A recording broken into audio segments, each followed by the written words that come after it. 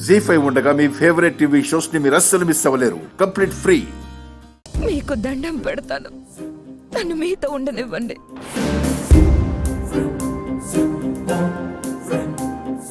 నేనేదైనా నిర్ణయం తీసుకున్నాను అంటే అందులో ఇక ఏ మార్పు ఉండదని తెలుసు కదా.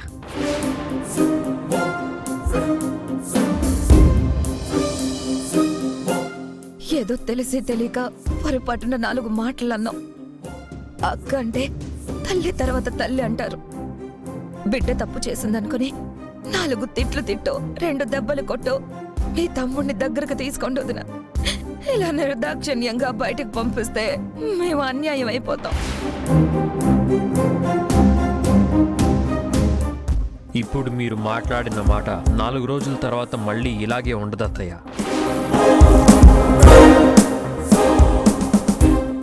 మీ నాలుక ఇలా మాట్లాడడానికి అలవాటు పడిపోయింది.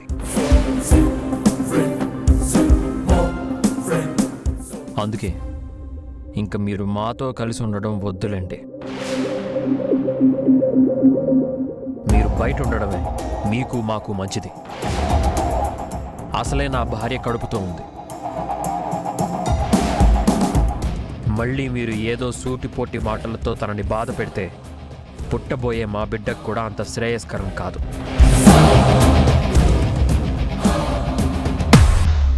లేదు బాబు, ఇంకెప్పుడు నేను శ్రీవల్లి మీద నోరు జారను.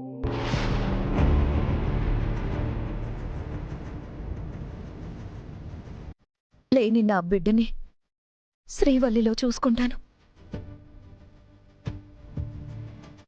సరేలే దేవకి, తప్పులు అందరూ చేస్తారు. చేసిన తప్పులు తెలుసుకున్నప్పుడు క్షమించకపోతే అది మన తప్పు అవుతుంది. వాళ్ళకి మాత్రం మనం తప్ప ఇంకెవరున్నారు చెప్పు? క్షమించి మనతోనే ఉండనివ్వు.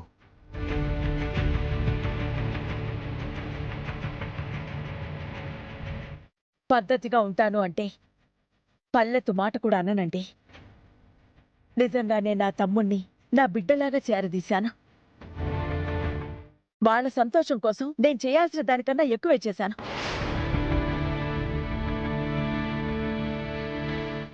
సత్యకో పెద్ద సంబంధం చూసి గొప్ప జీవితం ఇవ్వాలనుకున్నాను.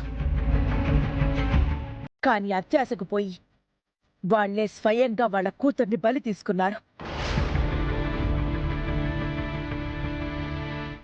సరే, అయిపోయిన దాని గురించి మాట్లాడుకోవడం అనవసరం.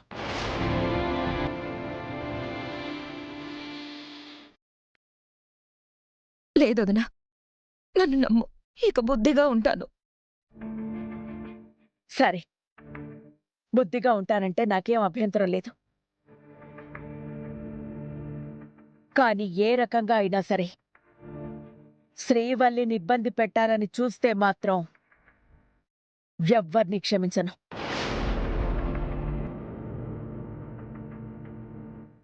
ఏ శిక్ష వేస్తానో నాకే తెలీదు. జీవితంలో నాకు తమ్ముడే పుట్టలేదనుకుంటాను. తమ్ముడే లేనప్పుడు ఇక తన భార్యతో మాత్రం ఏం సంబంధం ఉంటుంది?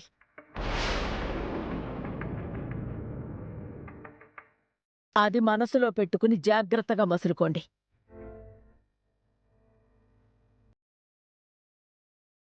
జీ5 యాప్ డౌన్లోడ్ చేసి అన్ని ఎపిసోడ్స్ పూర్తి ఉచితంగా చూడండి.